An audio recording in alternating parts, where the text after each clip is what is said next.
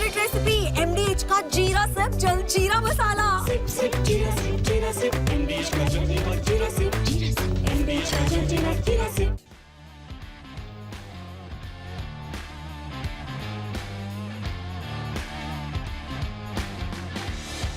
नमस्कार, स्पोर्ट्स 9 में आप सभी का स्वागत है। मैं हूं शिवेंद्र और आज करोड़ों क्रिकेट फैंस दुनिया भर में जो फैले हुए हैं उनकी निगाहें हैं ओवल पर। ओवल में आज टेस्ट मैच का आखिरी दिन है।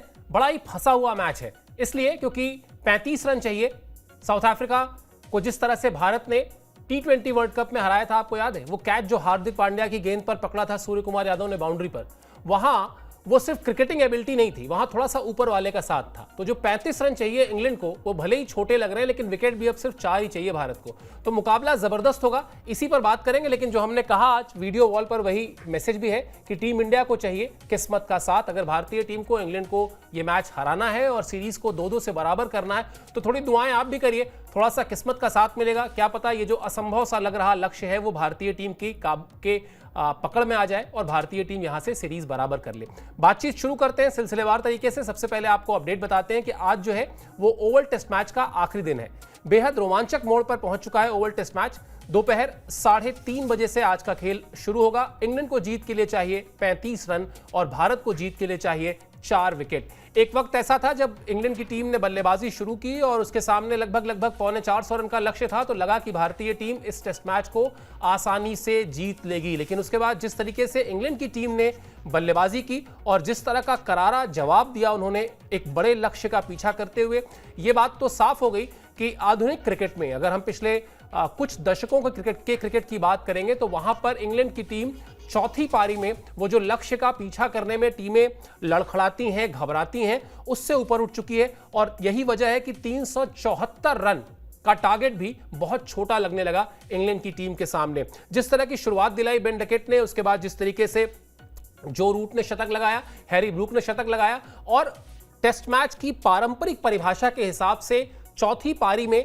जो बल्लेबाजों के पांव कांपते हैं, जो बल्लेबाजी लड़खड़ाती है, वैसा कुछ भी देखने को नहीं मिला। इंग्लैंड की टीम ने बड़ी कमाल की बल्लेबाजी की। हाँ, एक चीज जरूर है कि वो जो मैच के तीसरे दिन जिस तरीके से गेंद हरकत कर रही थी, जिस तरह से गेंदबाजों को अप्रत्याशित किस्म की मदद मिल रही थी, वैसी मदद चौथे दिन देखने को नहीं मिली गेंदबाजों को बड़ी मेहनत करनी पड़ी, बड़ी मशक्कत करनी पड़ी और इसीलिए इंग्लैंड की टीम के लिए बल्लेबाजी करना अपेक्षाकृत आसान रहा। अपेक्षाकृत मैं शब्द जानबूझकर इस्तेमाल कर रहा हूं क्योंकि यह कहना बिल्कुल गलत होगा कि बल्लेबाजी करना आसान हो गया। बल्लेबाजी चौथी पारी में दुनिया की किसी भी विकेट पर करना मुश्किल ही होता है, लेकिन वहां पर हाँ अपेक्षाकृत आसान हुआ। संभवतः वो जो 2 पारियों के बीच के अंतराल में रोलर का इस्तेमाल किया जाता है, जो बैटिंग टीम डिसाइड करती है कि उसको हैवी रोलर चाहिए या लाइट रोलर चाहिए, वो सब जो है बेहतर तरीके से मैनेजमेंट किया इंग्लैंड की टीम ने और इसीलिए इंग्लैंड की टीम को इस मैच में अभी जो है वो काफी करीब है जीत के। लेकिन हाँ, आप ये नहीं कह सकते हैं कि जीत पर उसका कब्जा हो चुका है क्योंकि अभी भी 35 रन बनाने हैं। और जिस सीरीज में आप सोच कर देखिए कि जिस सीरीज में कोई बहुत इतिहास की बात नहीं कर रहे हैं, शो की शुरुआत में मैंने T20 वर्ल्ड कप की बात की थी, अब हम बिल्कुल मौजूदा समय में आ जाते हैं। जिस सीरीज में एक टेस्ट मैच का फैसला 22 रन के अंतर से हुआ हो, उस सीरीज में अगर 35 रन अभी भारत के पास हैं तो फिर आप ये मान के चलिए कि भारतीय टीम इतनी आसानी से हार मानने वाली टीम नहीं है। चलिए अब आपको फटाफट बता देते हैं कि टेस्ट मैच चला कैसे है, अभी तक क्या हुआ है, ताकि दोनों पारियों का आपको लेखा जोखा समझ में आ जाएगा, कहानी थोड़ी और साफ हो जाएगी, तस्वीर थोड़ी और साफ हो जाएगी। पहली पारी में भारतीय टीम ने बनाए थे 224 रन और उसके बाद इंग्लैंड की टीम जो है, जहां पहली पारी में उसके पास मौका था कि वो बढ़त ले सकती थी बड़ी, लेकिन भारतीय गेंदबाजों ने शानदार परफॉर्मेंस करते हुए इंग्लैंड को भी 247 रन पर समेट दिया। यानी बहुत बड़ी जो बढ़त थी वो इंग्लैंड की टीम को नहीं मिली। दूसरी पारी में भारत ने शानदार बल्लेबाजी की, 396 रन बनाए और अब इंग्लैंड की टीम जो है वो ऑलरेडी 6 विकेट पर 339 रन बना चुकी है। यानी अब जो है वो जीत और हार से जो फर्क है वो 35 रन का है।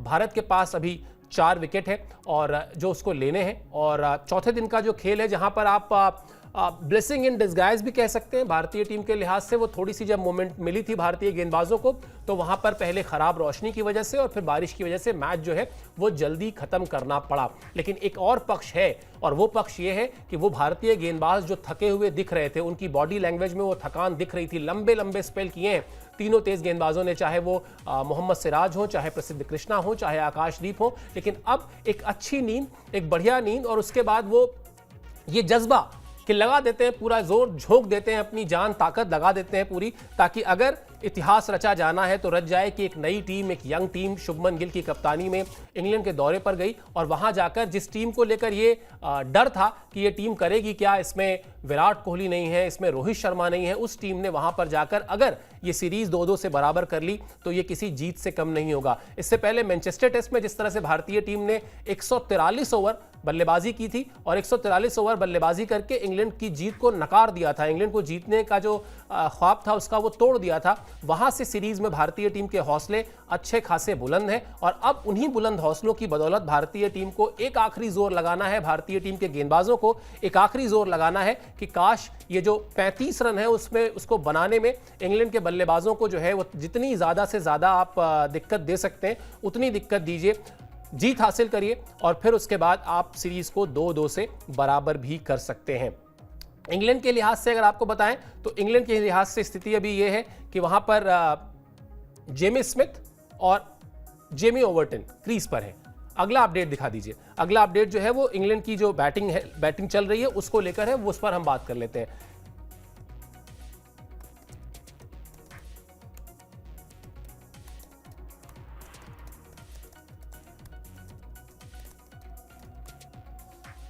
तो जेमी स्मिथ और जेमी ओवर्टन क्रीज पर हैं, इसमें 2 रन बना चुके हैं। ओवर्टन का खाता खुलना अभी बाकी है।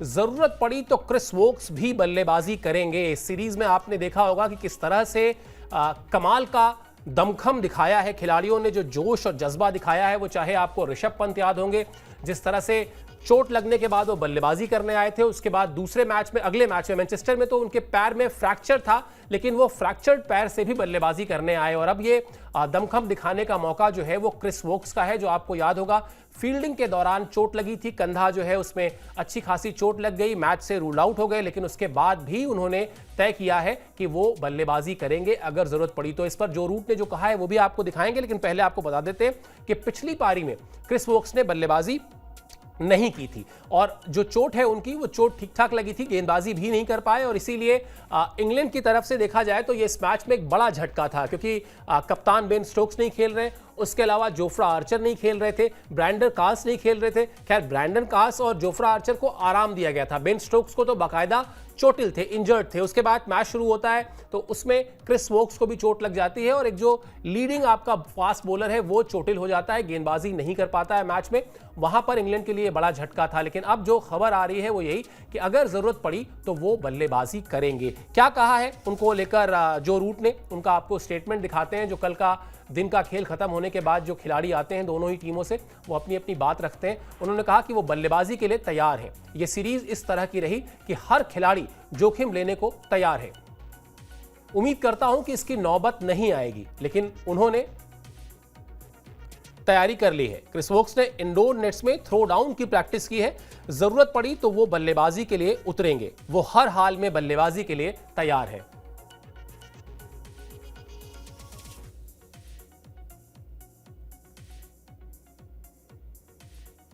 तो ये जो रूट का बयान जो बता रहे हैं क्रिस वोक्स को लेकर, क्रिस वोक्स ने मैच चल रहा था उसी दौरान वो गए और उन्होंने वहां पर इंडोर नेट्स में जाके थ्रो डाउन की प्रैक्टिस की, जहां उनके सामने प्रॉपर मतलब एक फुल फ्लेजेड बॉलर गेंदबाजी नहीं कर रहा था, लेकिन जो थ्रो डाउन करते हैं, जो स्पेशलिस्ट होते हैं, वो थ्रो डाउन से उनको प्रैक्टिस करा रहे थे। और ऐसे उदाहरण हैं क्रिकेट में जहां डिसलोकेटेड शोल्डर के बावजूद खिलाड़ियों ने बल्लेबाजी की है। इस वक्त जो ज़रूरत है उनकी टीम को वो यही है कि अगर मान लेते हैं भारतीय टीम ने आज जब मैच शुरू हुआ और शुरुआत में विकेट निकाल दिए और नौबत आ ही गई, तो वो आखिरी बल्लेबाज के तौर पर आपको मैदान पर दिखाई देंगे, ताकि जो भी उनके सामने उस वक्त मौजूद रहे बल्लेबाज उसको एक साथ मिल जाए। अब लक्ष्य बहुत दूर नहीं है, अब सिर्फ 35 रन चाहिए, लेकिन यही भारतीय टीम का इम्तिहान भी है कि ऐसी सीरीज जहां पर हर मैच आप किसी से भी उठाकर देख लीजिए, ये इस सीरीज का सबसे जो खूबसूरत अंत कहना चाहिए वो 2-2 ही है। अगर 3-1 से भारतीय टीम इस सीरीज को गंवाती है तो आज से कई साल बाद दिखाई तो ये देगा कि 3-1 से हार गए थे, बुरी तरह से हार गए थे, लेकिन जो फैक्ट है इस सीरीज को जिसने फॉलो किया है वो समझ सकता है कि इस पूरी सीरीज में भारतीय टीम किस कमाल का परफॉर्मेंस किया है, चाहे वो छोटी छोटी गलतियां हुई हैं उसका भी जिक्र आगे करेंगे, और वो गलतियां फील्डिंग से जुड़ी रही हैं। पहला टेस्ट मैच आप याद कीजिए जहां पर भारत की तरफ से 5 शतक लगे थे, उसके बाद दूसरा टेस्ट मैच भारतीय टीम ने जीता था। तीसरे टेस्ट मैच में आप याद कीजिए जीत और हार का अंतर सिर्फ 22 रन का था, और इसीलिए हम ये कह रहे हैं कि अगर 35 रन अभी इंग्लैंड को चाहिए तो आप ये मान के चलिए कि मुकाबला पूरी तरह उनके कब्जे में नहीं है। आज जब मैच शुरू होगा तो मैच में अभी भी काफी रोमांच बचा हुआ है, और भारतीय टीम इस मैच को इतनी आसानी से छोड़ेगी नहीं। उसको पता है कि किस तरह से उसके पास पिछले टेस्ट मैच में जो उसने ड्रॉ किया है उसका जो हौसला है वो इस वक्त हाई है, और कोशिश उसकी यही होगी कि यहां पर 2-2 से बराबरी की जाए। तो ये इंग्लिश प्लेयर जिन्होंने कमाल का शतक जड़ा इस टेस्ट मैच में, उनका बयान हमने आपको दिखाया, जो बता रहे हैं कि जरूरत पड़ेगी तो वो बल्लेबाजी करने आएंगे क्रिस वोक्स। किन किन बातों का फायदा हो सकता है भारत को, मतलब आज मैच के आखिरी दिन वो क्या पॉइंट्स हो सकते हैं जिसको आप ये कहें कि भारतीय टीम अगर इन पॉइंट्स को अच्छे से वो इस्तेमाल कर ले तो भारतीय टीम इस मैच को जीत सकती है। सबसे पहले तो एक बार सबसे बड़ी जो इंपॉर्टेंट बात है वो यही है कि तेज गेंदबाज जो है वो तरोताज़ा होंगे। हमने जैसा शो में बीच में कहा कि भारतीय गेंदबाज थके हुए दिख रहे थे, इसमें कोई किसी को शक नहीं होना चाहिए, और वो थकान जो थी वो निश्चित तौर पर उन लंबे स्पेल्स की थी जो भारतीय गेंदबाजों ने किए हैं। अगर आपको मैं सिर्फ दूसरी पारी में भारतीय टीम के तेज गेंदबाजों के ओवर्स बता दूं तो आकाशदीप ने 20 ओवर फेंका है, प्रसिद्ध कृष्णा ने 22.2 ओवर फेंका है, और सिराज ने तो 26 ओवर फेंके हैं। तो ये एक बड़ा चैलेंज है कि वो अपने आप को तरोताज़ा रख पाएं। कल वो फिटनेस, वो तरोताज़ा नहीं थे। पहली पारी में इतनी मेहनत नहीं करनी पड़ी थी। पहली पारी में सिराज ने 16.2, आकाशदीप ने 17 और प्रसिद्ध कृष्णा ने 16 ओवर ही फेंके थे, लेकिन यहां पर मेहनत ज़्यादा करनी पड़ी है। अब फायदा बस यही है कि हाँ, वो एक बार फिर जो है एक अच्छी नींद के बाद और इस उत्साह के साथ मैदान में उतरेंगे कि हमें इस मैच में जीत हासिल करनी है। ये भारतीय टीम के गेंदबाजों के आंकड़े हैं जो हम आपकी स्क्रीन पर हमने रखे हुए हैं। मौसम की वजह से भी भारतीय टीम को मदद मिलेगी। ये जो दूसरा पॉइंट है ये बड़ा इंपॉर्टेंट है, क्योंकि लगातार हम जानते हैं बारिश हो रही है, ओवरकास्ट कंडीशंस हैं, बारिश की आशंका आज भी है, और जब बारिश इस तरह से होती है तो पिच से वो जो तेज गेंदबाजों को जो मूवमेंट है वो ज्यादा मिलती है। और अब आपके सामने इंग्लैंड के जो बल्लेबाज हैं वो कोई स्टैब्लिश बल्लेबाज नहीं है। अगर आप एक जेमी स्मिथ को छोड़ दें तो बाकी जो बल्लेबाज हैं वो आप कह सकते हैं कि पुछल्ले बल्लेबाज हैं इंग्लैंड के, और उनको भी उसी तरह की दिक्कतें आएंगी रन जोड़ने में या रन बनाने में और लक्ष्य तक पहुंचने में। उनको भी उसी तरह की घबराहट होगी जैसी घबराहट आप याद कीजिए लॉर्ड्स के मैदान में हुई थी भारतीय टीम को, जहां पर बुमराह ने 50 गेंदों का सामना किया था, मोहम्मद सिराज ने 30 से ज्यादा गेंदों का सामना किया था, लेकिन अल्टीमेटली वो रविंद्र जडेजा का जो संघर्ष था वो जीत में तब्दील नहीं हो पाया था क्योंकि सिराज आउट हो गए थे। तो पुछल्ले बल्लेबाज हैं, उनका जो डर है उस पर आप अपने तेज गेंदबाजी से, अपने उस पिच से मिलने वाली मदद से आप उनको भी आउट कर सकते हैं। और तीसरी इंपॉर्टेंट बात कि कुछ ही ओवरों के बाद नई गेंद भी मिल जाएगी। भारतीय टीम 76.2 ओवर फेंक चुकी है दूसरी पारी में, और 80 ओवर के बाद नई गेंद ड्यू होती है। अगर विरोधी टीम का कप्तान चाहे तो वो नई गेंद ले सकता है। नई गेंद से सिराज, प्रसिद्ध कृष्णा और आकाशदीप खासतौर पर, कल लगातार ये चर्चा हो रही थी मैच के दौरान कि आकाशदीप को अपनी स्किल्स में पुरानी गेंद से गेंदबाजी करने की कला भी जो है वो सीखनी होगी, क्योंकि नई गेंद से तो वो बहुत अच्छी गेंदबाजी करते हैं, जब गेंद थोड़ा पुराना हो जाता है तो फिर उस पर उस तरह का कंट्रोल आकाशदीप का नहीं रहता है। तो नई गेंद मिलने वाली है। नई गेंद के बाद ये जो 35 रन है, ये मैं ये तो नहीं कहूंगा कि 70 रन हो जाएंगे, लेकिन हाँ, ये 35 रन 50 रन के आसपास हो जाएंगे, क्योंकि नई गेंद से रन बनाना इम्तिहान देना पड़ेगा इंग्लिश टीम के बल्लेबाजों को भी। और सिराज को लेकर जो बात हर कोई कह रहा है कि सिराज जिस तरह से इस पूरी सीरीज में जितनी मेहनत उन्होंने की है, जिस तरह से वो हाईएस्ट विकेट टेकर है, वो भी पूरा दमखम लगाएंगे कि यहां पर वो अगर बुमराह की गैर मौजूदगी में जिस तरह से उनको लीड करने की जिम्मेदारी मिली है भारतीय टीम की तेज गेंदबाजी की यूनिट को, वहां पर उनका भी पूरा प्रयास होगा कि वो अपने आप को इस पूरे मुकाबले में जिस तरह से उन्होंने मेहनत की है, हर वो कोशिश करते हुए आपको दिखाई देंगे मोहम्मद सिराज, जो कोशिश जीत के रास्ते पर भारतीय टीम को ले जा सकती है। तो मजा आने वाला है। भले ही इंग्लैंड के पास लक्ष्य बहुत बड़ा नहीं रह गया है, लेकिन भारतीय गेंदबाज उसे बड़ा लक्ष्य बनाने की कोशिश पूरी करेंगे। क्या कहा मोहम्मद सिराज को लेकर भारतीय टीम के बॉलिंग कोच जो है मॉर्ने मॉकल, वो आए थे चौथे दिन का खेल खत्म होने के बाद, उन्होंने बड़ी तारीफ की। उन्होंने कहा कि मैं टेस्ट सीरीज की शुरुआत में भी कह चुका हूं कि मुझे खुशी है कि सिराज को पहचान मिल रही है। सिराज स्वाभाविक तौर पर लीडर हैं, वो ज्यादा बोलते नहीं हैं लेकिन उनकी गेंदबाजी बोलती है। इस सीरीज में उन्होंने अपनी गेंदबाजी से यही करके दिखाया है। अगर 2-3 ओवर ज्यादा भी फेंकना पड़ा तो वो हमेशा तैयार रहते हैं। सिराज ने खुद से कहा था कि वो ये मैच खेलना चाहते हैं और टीम को जीत दिलाना चाहता हूं। तो ये बात कह रहे हैं मॉर्ने मौकल मोहम्मद सिराज के बारे में कि वो एक स्वाभाविक लीडर हैं और जिस तरह से वो गेंदबाजी कर रहे हैं, जिस तरह से उन्होंने इस पूरी सीरीज में अपनी ताकत झोंकी है, वो आसानी से ये 35 रन बनाने देंगे नहीं। और अब फिर बार बार जो मैं बात कह रहा हूं कि वो जो एक फ्रेश लेग्स के साथ आप आते हैं ना, आप बहुत थकान के बाद कोई काम कर रहे हो और उसके बाद आपको एक अच्छा ब्रेक मिल जाए और फिर जब आप आते हैं तो आप कहते हैं कि नहीं अब ये मैं करने तो नहीं दूंगा। और ऊपर से जब आपके सामने जो रूट नहीं है, हैरी ब्रूक नहीं है, मतलब उस तरह के बल्लेबाज नहीं है जिनको आप कह सकते हैं कि टेक्निकली बहुत साउंड बल्लेबाज हैं, वो सभी बल्लेबाज भारतीय टीम आउट कर चुकी है। अब आपके सामने सिर्फ और सिर्फ एक खतरा है, जेमी स्मिथ। अगर मैच शुरू होते ही आपने जेमी स्मिथ को पवेलियन का रास्ता दिखा दिया तो इस मैच में यकीन मानिए वो 20 रन या 25 रन भी जो है वो बहुत ज्यादा हो जाएंगे इंग्लैंड के पुछल्ले बल्लेबाजों के लिए, क्योंकि क्रिस वोक्स भले ही बल्लेबाजी करने के लिए आएंगे लेकिन ये नहीं भूलना चाहिए कि उनके कंधे में चोट है और वो किस तरह से बल्लेबाजी करेंगे ये उनका दमखम बाद में देखा जाएगा। खैर, अब बात कर लेते हैं सिराज से जो एक गलती हुई उस पर भी, क्योंकि जीत के रास्ते पर चलते वक्त अगर आप गलतियों को नजरअंदाज कर दें तो बहुत गड़बड़ हो जाती है। या आप अगर अच्छी परफॉर्मेंस कर रहे हैं तब भी हमेशा कहा जाता है कि आप अपनी गलतियों पर ध्यान दें, और वो गलती रही फील्डिंग में। फील्डिंग को लेकर भारतीय टीम को बड़ा इस पूरे टूर पर बड़ा सतर्क रहना था, बड़ा सावधान रहना था। लेकिन पहले टेस्ट मैच से जो गलती शुरू हुई वो गलती लगभग पूरी सीरीज में दिखाई दी, जहां कैचेस छूटते रहे और फिर जब कैचेस छूटते रहे तो हाथ से जो है बाजी फिसलती रही। क्या हुआ, किस तरह से हैरी ब्रूक का कैच पकड़ने में सिराज से गलती हुई ये आपको बताते हैं, क्योंकि हैरी ब्रूक ही वो बल्लेबाज हैं जिन्होंने दूसरी पारी में जो इंग्लैंड को भारतीय टीम ने लक्ष्य दिया था उस लक्ष्य के बेहद करीब अगर इस वक्त पहुंच चुकी है इंग्लैंड की टीम, तो उसमें हैरी ब्रूक के वो शानदार 111 रन जो है वो शामिल हैं, जो उन्होंने 98 गेंद पर बनाए सिर्फ, और 14 चौके 2 छक्का। और जिस तरह से वो कैच उनसे छूटा, मोहम्मद सिराज का अगर वो कैच नहीं छूटा होता तो इस वक्त भारतीय टीम और बेहतर सिचुएशन में होती। इस वक्त भारतीय टीम का जो कब्जा है इस मैच पर और ज़्यादा मजबूत होता।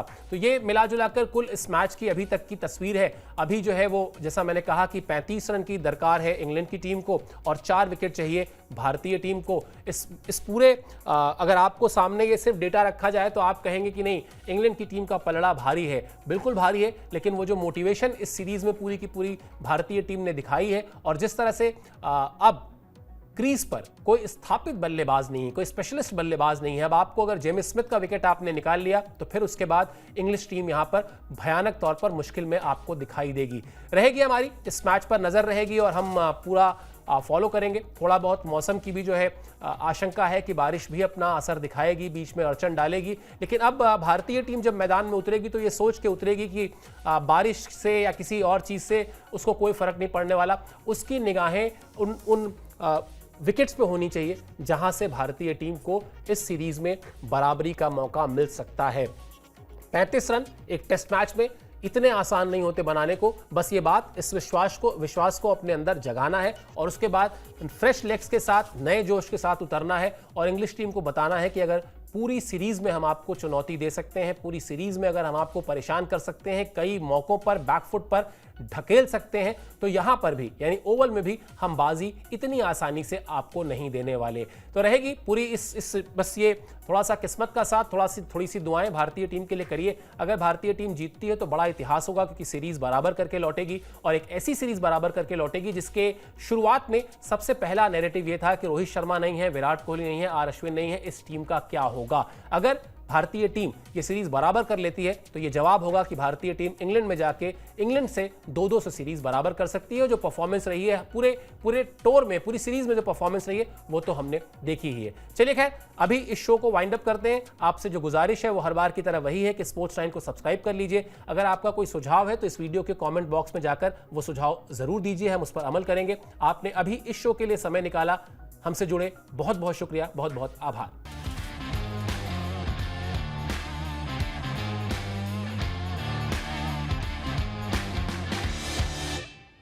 सीक्रेट रेसिपी MDH का जीरा सिप जल जीरा मसाला। Sip, sip,